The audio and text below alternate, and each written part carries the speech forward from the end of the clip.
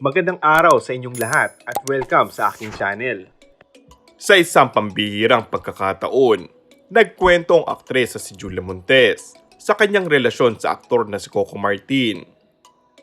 Sa isang interview, ibinahagi ni Julia ang pagiging gentleman ni Coco. Anyone you ask would say the same thing. He is by nature a very caring and concerned individual and likes to make everyone feel comfortable and safe. Up to this day, I am proven right. I am well taken care of by this wonderful man. Pagbabahagi ng aktres. Proud din si Julia sa pagiging generous ni Coco sa mga blessings na natatanggap nito.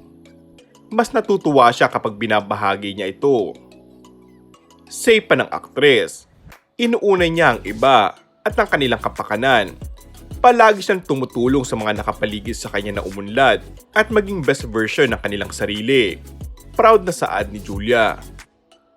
Off-cam, inilarawan ni Julia si Coco bilang isang funny guy. I don't think this is side of him may I know. He has a unique humor that cracks me up all the time. Kwento pa niya. Paano naman siya umano na impluwensyahan ni Coco? Sa lahat ng sitwasyon, tinutulungan niya akong ilagay ang mga bagay sa tamang pananaw. He has grounded and humbled me as a person. Grateful din ng aktres na may partner siya na nag-aalaga sa kanya at sa kanya upang maging isang better person para sa lahat at sa kanyang sarili. And that's all for our today's video.